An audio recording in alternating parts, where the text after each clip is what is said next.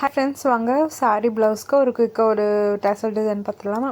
இதுக்கு வந்து சாரீ பீஸில் ஒரு 3க்கு 3 இன்ச்சும் ப்ளவுஸ் பீஸில் 4க்கு 4 இன்ச்சும் இந்த மாதிரி நான் கட் பண்ணி எடுத்திருக்கேன். இதுக்கு வந்து நான் ஒரு சாரீ பீஸ் ஒரு 4-5 ப்ளவுஸ் பீஸில் வந்து 1 மட்டும் எடுத்திருக்கேன். அதை வந்து இந்த மாதிரி ஒரு பூ ஷேப்பில் வந்து நான் மடித்து ரெடி பண்ணி எடுத்துக்கிறேன்.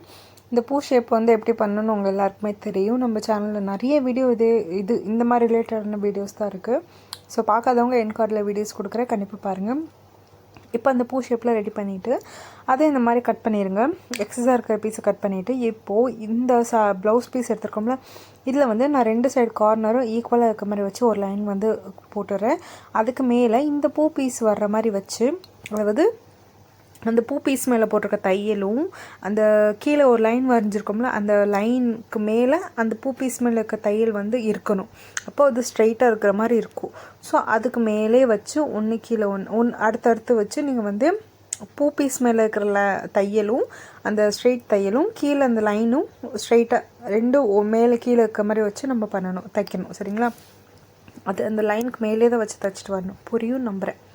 அதுக்கப்புறம் அதுலேயும் போக எக்ஸஸாக கொஞ்சம் பீசஸ்லாம் இருக்கும். ஸோ அதையும் வந்து நீங்கள் கட் பண்ணி எடுத்துருங்க.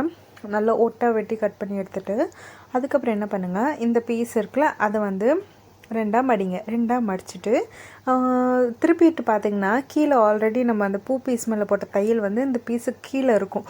அந்த தையல் மேலேயே இன்னொரு தையல் போட்டுட்டு வாங்க. தையல் போட்டோன்னே பீஸெல்லாம் உள்ளே போயிடும். ஸோ இந்த ஷேப் வந்து இந்த மாதிரி தான் இருக்கும். இப்போது இந்த ஷேப் மேலே வந்து நான் என்ன பண்ணேன், லேஸ் வைக்கிறேன்.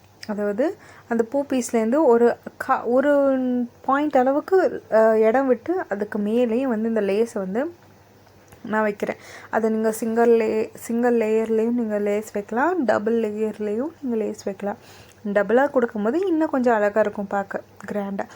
அது இந்த ஆரி ஒர்க் ப்ளவுஸு இல்லை பேட்ச் ஒர்க் ப்ளவுஸ்லாம் வந்து நீங்கள் உங்கள்கிட்ட தைச்சி வாங்குறாங்க அப்படின்னா அவங்களுக்கு டேசல் வைக்கிறத விட பேட்ச் ஒர்க் ப்ளவுஸ் ஸ்டிச் பண்ண அந்த கையோட இந்த மாதிரியும் வந்து ஒரு ப்ளவுஸ் டிசைன் வந்து ரெடி பண்ணி கொடுத்திங்கன்னா அது நல்லாயிருக்கும் பார்க்க, இன்ஸ்டெட் ஆஃப் டேசல் வைக்கிறத விட.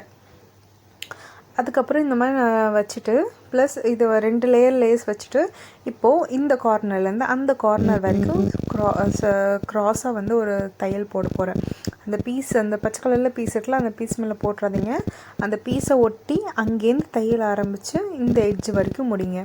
சரிங்களா? இது எப்படி பேசிக்காக நார்மலாக தைக்கணும்னு தெரியுமா இந்த டேசல், அதே மாதிரி தைச்சி எடுத்துகிட்டு எக்ஸஸாக இருக்கிற பீஸெல்லாம் கட் பண்ணி எடுத்துகிட்டு இப்போ இந்த பீஸை பரட்டி விட்டிங்கன்னா ரொம்பவே அழகாக பியூட்டிஃபுல்லான ஒரு டேசல் டிசைன் ரெடி ஆயிடும். பிகினர்ஸ் கூட ஈஸியாக தைக்கக்கூடிய அளவில் தான் நான் வந்து சொல்லி கொடுத்துருக்கேன். கண்டிப்பாக இந்த மாதிரி டேசல் டிசைன்ஸில் ப்ளவுஸுக்கு வந்து ட்ரை பண்ணி பாருங்கள், ரொம்பவே ஒர்த்தாக இருக்கும். அண்ட் இதே மாதிரி போன்ற நிறைய பிகினர்ஸ்க்கான வீடியோஸ் நம்ம சேனலில் இருக்குது, கண்டிப்பாக பார்த்து சப்ஸ்கிரைப்